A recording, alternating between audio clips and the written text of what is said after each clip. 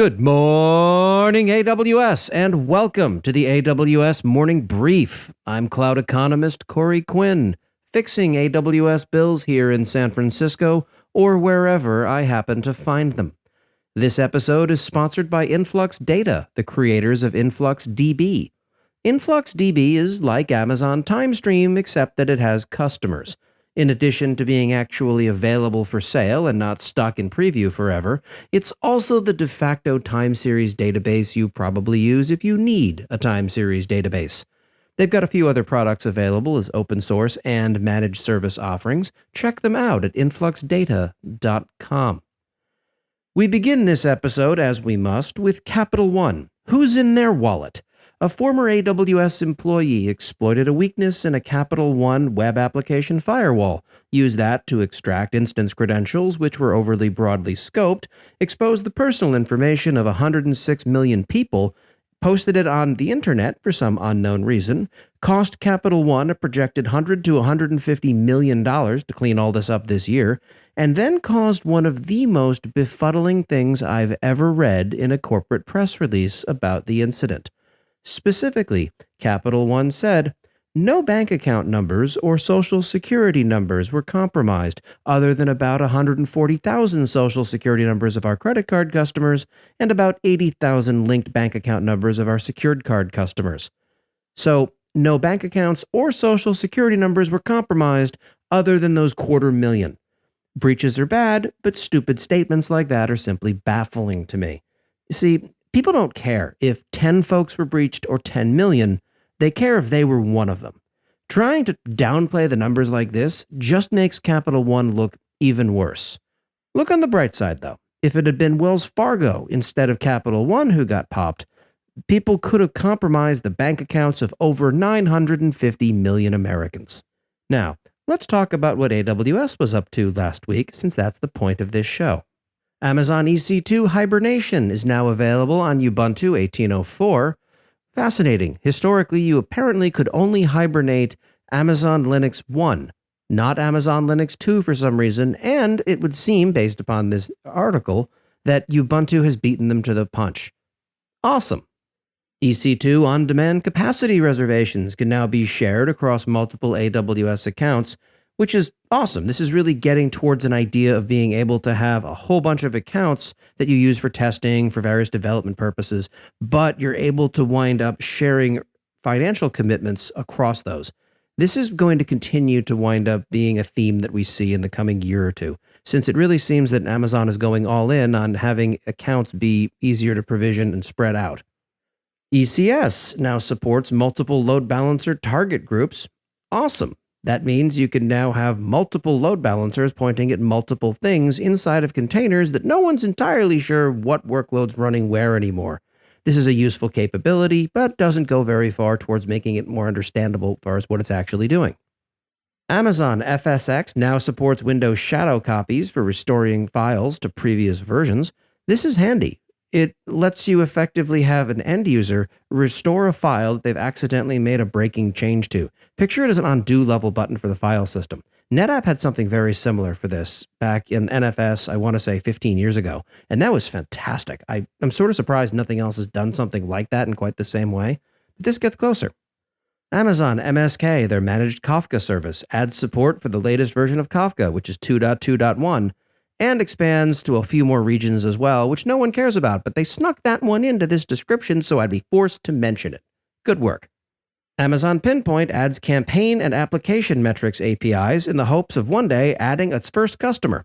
Pinpoint is a wrapper around SES, SNS, and a few other things. It's sort of what you'd want to use to build, for example, a large email newsletter if you hated yourself and didn't want to have any of the heavy lifting done for you by a provider that specializes in it.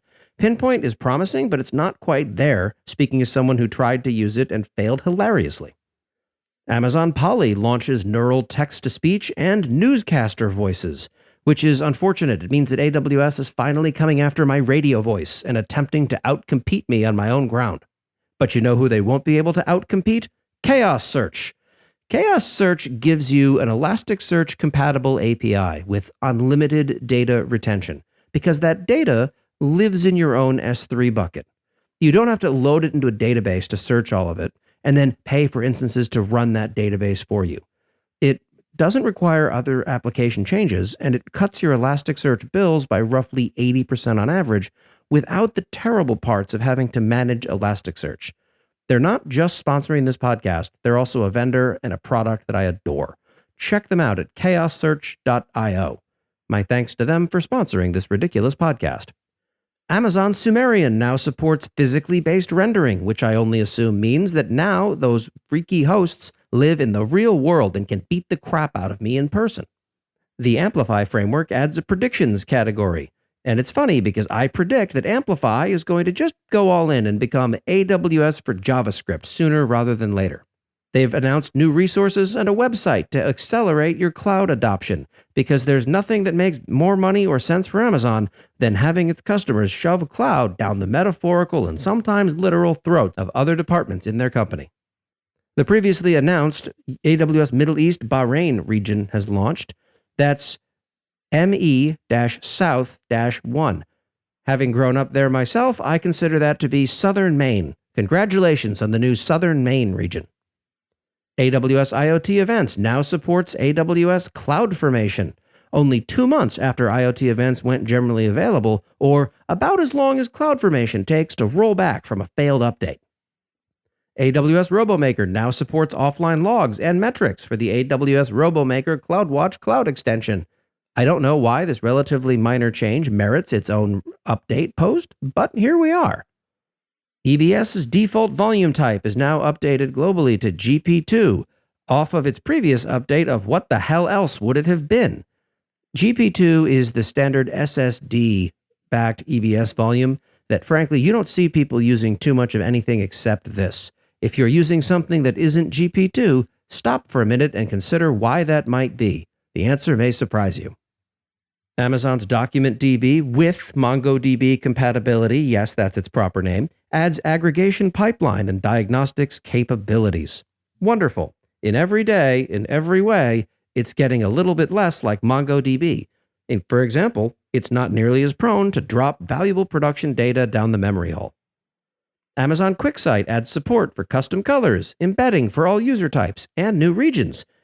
That's all three wrapped into one update post in the hopes that by throwing enough things at the wall, they might eventually be able to get more than a couple of customers. Maybe if we give people custom colors, that'll drive adoption. It's as good an attempt as any.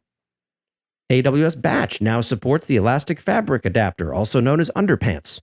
What that lets it do is spin up workloads that are able to do a lot more dynamic, high-throughput network activity. It's definitely a great enhancement for a lot of these use cases, but I just find the name Elastic Fabric Adapter to be too funny to take seriously. AWS CloudFormation now supports higher stack sets limits. This is just a default limit increase, which is super handy, but often you don't know that that's there right until you smack into it. It doesn't solve the problem, it just kicks the can a little bit down the road. AWS X-Ray is now available in Bahrain. That's right, they waited half a day after the region launched, then announced support so they could get their own update post. Good for them. Lambda at Edge now adds support for Python 3.7. I've never been a huge fan of running dynamic code against web requests simply to inject static headers as you have to do on CloudFront, but now I can't object to it solely on the grounds of JavaScript is terrible because now Python's supported. Good for it. New model tracking capabilities for Amazon SageMaker are now generally available.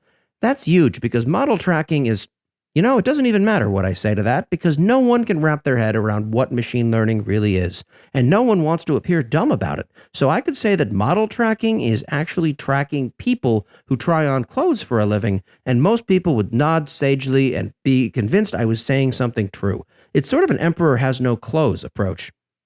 You can now analyze VPC flow log data and use S3 as a destination, as opposed to having to shove it into something that you don't want to deal with, such as literally anything else.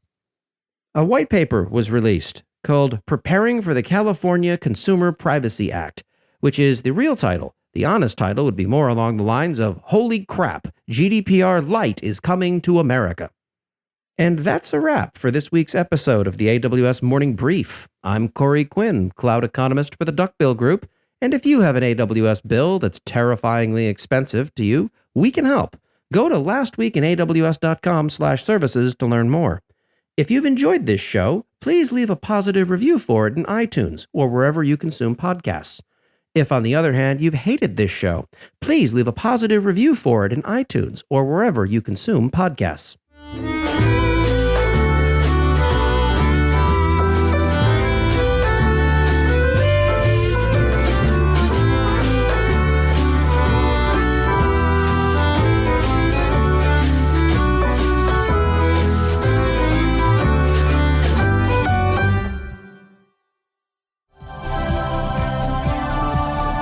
This has been a Humble Pod production. Stay humble.